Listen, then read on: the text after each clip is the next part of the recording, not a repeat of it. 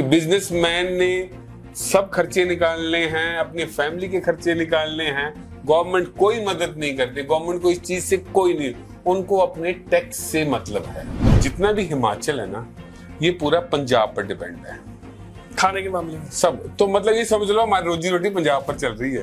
हम भी तो वैसे ही दुकान कर रहे हैं जो योल वाले कर रहे हैं, या कोई रूरल में जो दुकानदार कर रहा है, हम भी कर रहे हैं। हम तो सेम ही सामान बेच रहे हैं, सेम ही हम उसका जीएसटी पे कर रहे हैं। हमें ऐसा क्या चीज दे रहे हैं जो ये लाइसेंस बना रहे हैं? हमने तो क्वेश्चन पुट किया, पर उन्होंने गोलमोल जवाब दिया। उनके आगे हाथ जोड़ते हैं कि उस बंदे का व्यवसाय ही थोड़ा है, उस बंदे को है ही नहीं है, तो आप उसको छोड़ दो। धर्मशाला में अब दुकानदार ज्यादा हो गए हैं और ग्राहक कम हो गए हैं। आपने देख लेना, आप यहाँ से जाओगे तो आप देखो दुकानें हैं और ग्राहक नहीं है। सर आप बोल रहे ना बैंक वाले मदद करते हैं, बैंक वाले मदद नहीं करते, बैंक वाले इंटरेस्ट लेते हैं। गवर्नमेंट कोई मदद नहीं करती है, सब्सिडी सब नाम की है, ये कुछ नहीं मिलती है। बिजनेसमैन वो डमटाल में काम कर सकते हैं, तो हम हिमाचल में काम नहीं कर सकते। नाम के लिए है डमटाल मंडी हिमाचल की, मतलब डिस्ट्रिक्ट कांगड़ा हिमाचल की, पर उसमें जितने भी बिजनेस में वो सारे पठानकोट है, वहां पर सब कुछ मिलता है। द न्यूज़ स्टार में आप सभी का स्वागत है। हमारा जो कैंपेन है व्यापारी बचेगा तभी प्रदेश बढ़ेगा, इसमें आज हमारे साथ हैं हर्ष ओबरॉय जो प्रेसिडेंट है व्यापार मंडल के। दाढ़ी व्यापार मंडल है जिसमें 600 के लगभग जो है वो दुकानदार आते हैं, और लगभग ये 15 सालों से जो है वो इन दुकानदारों को जो है वो रिप्रेजेंट करते आ रहे हैं। सर आपका बहुत बहुत स्वागत है द न्यूज़ स्टार में। धन्यवाद जी सर, आप धर्मशाला के दाढ़ी एरिया से आप रिप्रेजेंट करते हैं, और अभी धर्मशाला कॉर्पोरेशन ने एक नई चीज सामने लेके आए हैं, वो ट्रेड लाइसेंस को लेकर। उसमें आपका क्या व्यू है और कैसे इस चीज को आप देख रहे हो? मैं आपको बताना चाहता हूँ कि आपको पता है, पहले ही जितने भी हमारे दुकानदार हैं, स्पेशली दाढ़ी नहीं, पूरा जो हमारा एमसी का है, जितने भी दुकानदार है, आपको पता है हम कहीं ना कहीं तो रजिस्टर्ड है ही है, चाहे वो जीएसटी को लेके हो जाए या शॉप एक्ट हो जाए, सब में रजिस्टर्ड ही है। अब मेरी समझ से बाहर है कि इनको अब पता नहीं यहाँ क्या इमरजेंसी पड़ेगी कि ये हर एक जो एमसी के ही जो दुकानदार हैं उनको रजिस्टर्ड करना है। मैंने तो इनके पास गया था कमिश्नर साहब के, मैंने उनको बोला था कि इसके पीछे क्या मोटिव है कि अगर आप ये मतलब सारे जो हमारे जो दुकानदार उनको रजिस्टर्ड कर रहे हैं, तो उन्होंने बोला था कि हमने मतलब जो एमसी में जितने भी दुकानदार हैं, अच्छा ये कोई ये दुकानदार ही नहीं, अगर कोई पीजी चला रहा है, अगर कोई छोटा, अगर कोई पार्किंग कर रहा है, मतलब वो व्यक्ति जो एमसी में रहकर कोई ना कोई छोटा मोटा व्यवसाय कर रहा है, वो सभी इसमें एक्ट में आ रही हैं। तो मैंने बोला अगर जो पीजी कर रहा है उसको क्यों आप रजिस्टर्ड कर रहे हैं? बोलते नहीं सभी रजिस्टर्ड होगा। पीजी मतलब पेइंग गेस्ट? हाँ, पेइंग गेस्ट, मतलब कोई भी छोटा व्यापार, ये नहीं कि कोई दुकानदार जो एक अपनी दुकान में बैठा हो, पुराना दुकानदार है, वो नहीं, कोई भी हो, उन्होंने करना ही है। तो उन्होंने बोला कि हमें वो चाहिए, डाटा चाहिए। तो मैंने बोला डाटा तो आपके पास है, आपके पास देखो एमसी में आपको पता है कौन कौन से दुकानदार हैं, कौन कौन से एरिया में है, वो कौन सा बिजनेस करते हैं। तो बोलते हैं अगर कोई इमरजेंसी कुछ हो जाए या कुछ हो जाए तो हमें पता होना चाहिए किस एरिया में कितनी दुकानें हैं। तो मैंने उनको बोला अगर कोई है ऐसा तो आप वो फ्री में भी तो कर सकते हो आप रजिस्टर्ड, तो पैसे लेने का क्या है? और दूसरी बात है, पैसा देना मात्र 5 सालों में 500 रुपए देना कोई बहुत बड़ी बात नहीं है। ये पहले इन्होंने 1 साल का 500 मांग रहे थे, तो हमने रिक्वेस्ट करके 5 साल का 500 किया था। 500 देने में प्रॉब्लम नहीं है, पर एक बार रजिस्टर्ड आ गया तो आपको पता है कि ये फिर अगर हम रजिस्टर्ड हो गए तो इसके बाद इंस्पेक्टरी राज चल पड़ेगा। इन्होंने 2-3 आदमी भेज दे करने, आज चलो जी दाढ़ी जाओ, और अब दाढ़ी चेक करोगे किसने लाइसेंस रिन्यू नहीं किया है। अब कोई व्यक्ति है, आपको पता है सब ऑनलाइन नहीं कर सकते हैं। जी। कुछ ऐसे भी होते सिंपल, जो आप बोलते हैं पैसे ले लो, रसीद दे दो, तो वो बेचारा को भूल गया हो तो ये तो उसके साथ फिर जाती करेंगे। ऑलरेडी इतने डिपार्टमेंट जो है बिजनेसमैन को रूल करते हैं, ये एक और आ जाएगा। हम ये और आ जाएगा इसकी झूठ के। मैंने इनको एक बात और बोली, मैंने सर धर्मशाला दो उसमें है, अर्बन और रूरल। अर्बन आ जाता है आपका सिद्धबाड़ी तक, उसके आगे रूरल स्टार्ट हो जाता है। आपको पता है योर भी अब रूरल में चढ़े। अब रूरल वालों को इस लाइसेंस की जरूरत नहीं है जी, अर्बन वालों को इस लाइसेंस की जरूरत है क्या, और हमें इसका फायदा क्या है जी। हम भी तो वैसे ही दुकान कर रहे हैं जो योल वाले कर रहे हैं, या कोई रूरल में जो दुकानदार कर रहा है हम भी कर रहे हैं। हम तो सेम ही सामान बेच रहे हैं, सेम ही हम उसका जीएसटी पे कर रहे हैं, हमें ऐसा क्या चीज दे रहे हैं जो ये लाइसेंस बना रहे हैं? हमने तो क्वेश्चन पुट किया पर उन्होंने गोलमोल जवाब दिया। अभी तक तो हमारी इसमें कोई भी वो आपसी सहमति नहीं बनी हुई है। तो दाढ़ी में तो अभी तक कोई लाइसेंस नहीं बना हुआ है। एक बार दोबारा बात करेंगे इनसे, अगर वो हमारे जितने व्यापारी है अगर वो सहमति बनाते हैं तो होगा, नहीं तो नहीं होगा। तो फिर तो देखते उसके बाद क्या। वैसे हर्ष जी, मतलब जैसे आप बता रहे हो कि आप लगभग 15 सालों से जो है वो रिप्रेजेंट कर रहे हो इसको as a trade association, as a president को, तो आप इसमें कैसे आपने सोचा कि मैं व्यापारियों की एसोसिएशन को ऐसे रिप्रेजेंट करूंगा?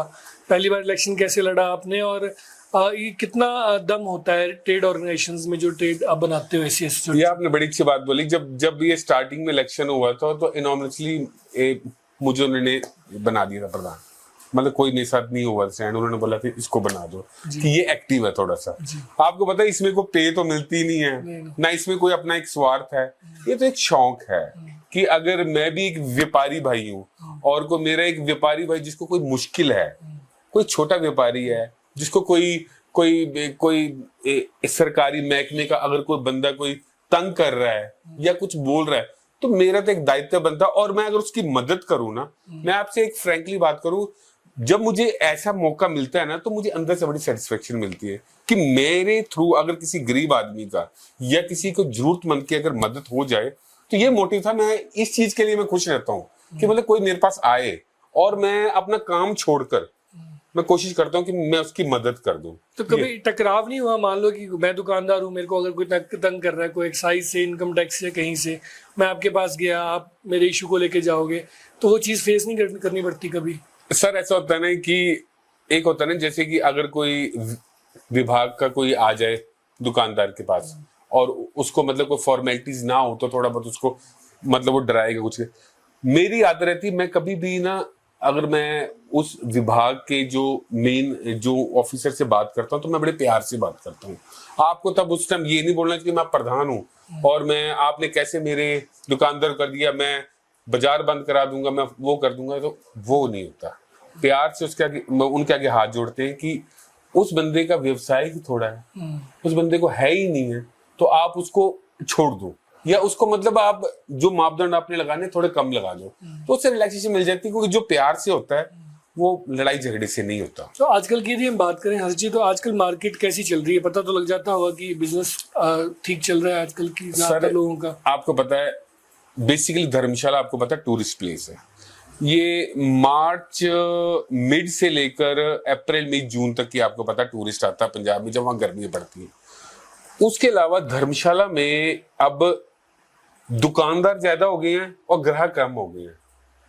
आपने देख लेना, आप यहां से जाओगे तो आप देखो दुकानें हैं और ग्राहक नहीं है, मतलब इतना ग्राहक नहीं है और दुकानें हैं।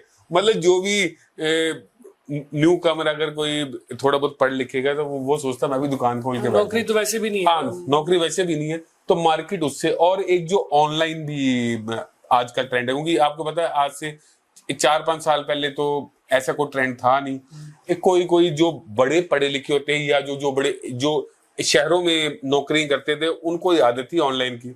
अब तो सबको ऑनलाइन की आदत होगी। अब आपको पता है ब्लिंकिट भी चल पड़ा हुआ है, देखा तो हिमाचल में भी शायद कहीं ना कहीं जिले में आ गया हुआ है, तो ब्लिंकिट आ जाएगा। फिर तो कभी जैसे मुझे कोई सामान, मेरी अगर कोई मैं शेविंग अगर मेरी वो किट खत्म हो गई है और मेरे पास हाफ एन आवर है टाइम और मैं नहीं जा सकता, तो ब्लिंकिट में ऑर्डर करूंगा, मुझे आ जाएगा। तो उनका वेयर हाउस खुलेगा, तो उससे तो मार्केट और ज्यादा डाउन हो जाएगी। तो अभी कैसी चल रही है?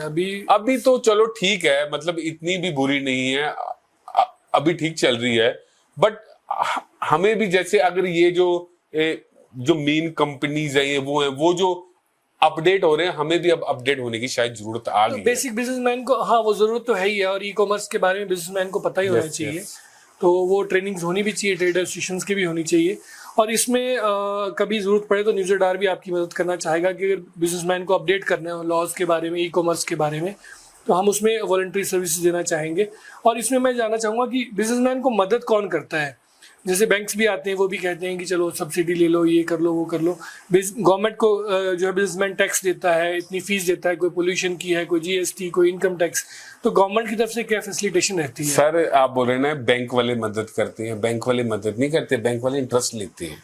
आपको अगर वो 5 या 10 लाख की अगर आपको लोन देंगे, सीसी लिमिट बनाएंगे, तो वो इंटरेस्ट लेंगे। वो शुरू में तो लगता है मदद है, पर वो आपको चुकाना भी पड़ेगा।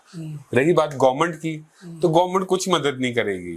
आपको पहले तो अगर कोई व्यवसाय चलाना है, आपको पता पहले तो आपको उसमें इन्वेंट्री डालनी पड़ेगी, आपको बैंक से लोन लेना पड़ेगा। गवर्नमेंट को क्या, गवर्नमेंट को तो अपने टैक्स से मतलब है। अगर आपने जीएसटी जो क्वार्टरली पे किया हुआ है या जो एनुअली आप करोगे, उसके बाद अगले साल अगर आप एक कम शो करोगे तो आपको पता वो पीछे पड़ जाएंगे, इस वजह आपकी कम क्यों।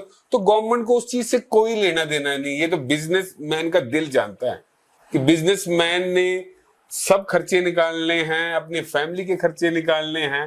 गवर्नमेंट कोई मदद नहीं करती, गवर्नमेंट को इस चीज से कोई नहीं, उनको अपने टैक्स से मतलब है। तो कभी ऐसा भी नहीं होता कि जो सक्सेसफुल बिजनेसमैन है उनको लेकर गवर्नमेंट कुछ अपनी तरफ से करे कि नहीं यार आपका बिजनेस अच्छा चल रहा है, आप 4 लोगों को नौकरी दो, सब्सिडी वाली कोई स्कीम ले लो? कभी कोई ऑफिसर अधिकारी कभी ऐसे आते हो? सर आपको पता नहीं, ये जो विभाग जितने भी होते हैं ना, जिसका काम ज्यादा होता है ना, वो ज्यादा स्पॉटलाइट में आता है जी। उससे ज्यादा टैक्स मांगते हैं। आप उल्टा बोल रहे सर, आप बोल रहे कि अगर कोई कामयाब हो, हाँ, और वो ज्यादा टैक्स देते हैं, तो ये बोलते हैं ज्यादा टैक्स दो, उसको सब्सिडी थोड़ा ना मिलेगी, क्योंकि उनको पता है इसके पास पैसा है। मतलब वो तो सोचेंगे कि ये जो आज कमा रहा है, ये मतलब हमारे बलबूते कमा रहा है, लेकिन नहीं, उस दुकानदार ने अब जो मेहनत की हुई है, जो उसका जो बैकग्राउंड सब कुछ है, उसे सब खर्चे निकाल किया। गवर्नमेंट कोई मदद नहीं करती है, सब्सिडी सब नाम की है, ये कुछ नहीं मिलती है ये। तो इसमें आप जैसे इसमें से आते हो राशन की, उसमें आप डील करते हैं, खुद आपका बिजनेस उसका है, तो अगर गवर्नमेंट अगर फैसिलिटेट नहीं करेगी तो स्टेट जो है बिजनेस फ्रेंडली कैसे बनेगा? और आपका जो व्यापार है राशन का, उसमें जो है किस तरह से व्यापार चलता है, कौन लोग उसमें हावी रहते हैं, हिमाचल के लोगों का कितना प्रभाव है, बाहर के लोगों का कितना प्रभाव है उसमें? मैं आपको बताना चाहता हूँ कि जो जितना भी हिमाचल है ना, ये पूरा पंजाब पर डिपेंड है खाने के मामले में सब। तो मतलब ये समझ लो हमारी रोजी रोटी पंजाब पर चल रही है जी। क्योंकि हम लोग यहाँ से एक मंडी है डमटाल की, जहां से सारा राशन आता है, टोटल पूरे हिमाचल में चंबा तक जाता है, सब जगह जाता है वो। तो वहां पर है तो वो डिस्ट्रिक्ट कांगड़ा डमटाल में, लेकिन वहां पर सारे पंजाब के हैं दुकानदार, एक भी हिमाचल का दुकानदार नहीं है वहां पर।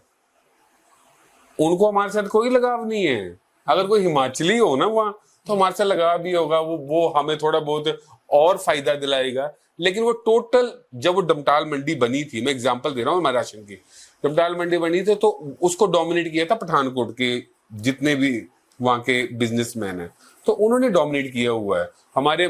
तो मैंने तो पीछे 4-5 साल पहले मैंने यहाँ पर हमारे जिले नियंत्रक होते थे, मैंने उनको बोला था कि सर हमारी भी अपनी एक मंडी खोलनी चाहिए हमें। मतलब डिस्ट्रिक्ट कांगड़ा आपको पता है हिमाचल का सबसे बड़ा जिला है।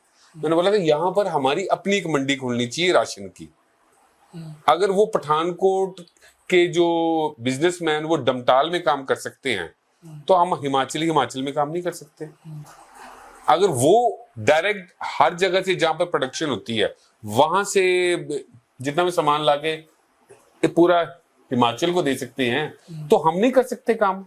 इसमें क्या है, इसमें एक मंडी हो जाए, मंडी में जो एक काम करना चाहे, जिसकी क्षमता है वो काम कर सकता है। मैं आपके माध्यम से ही मैं सरकार से भी अनुरोध करूंगा, ये मैं रिक्वेस्ट करूंगा कि अगर कोई ऐसा बनता है तो एक मंडी यहाँ पर खोल ली जाए, ताकि मोनोपोली तो खत्म हो। डमटाल की जो मंडी है वो किस किस चीज में डील करती है तो वो भी कांगड़ा जिले में, हिमाचल में है। तो वो नाम के लिए है डमटाल मंडी हिमाचल की, मतलब डिस्ट्रिक्ट कांगड़ा हिमाचल की, पर उसमें जितने भी बिजनेस में वो सारे पठानकोट है, वहां पर सब कुछ मिलता है।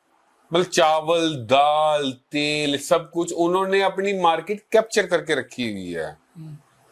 और आप कह रहे हो कि यदि वो गवर्नमेंट जो है वो कंसीडर करे कि कांगड़ा में एक मंडी ऐसी खुले, इसमें हिमाचल के लोग काम करें, माल जो है वो सीधे हिमाचलियों को मिले, तो उससे क्या जो दाम है उसमें फर्क पड़ेगा रेट्स में? 100% पड़ेगा, 100% पड़ेगा। देखो अगर हम जिला कांगड़ा से हम कोई एक मंडी की शुरुआत करते हैं, तो क्योंकि जिला कांगड़ा पूरे हिमाचल को नहीं दे पाएगा। अब यहां से कोई किन्नौर तो जाएगा नहीं।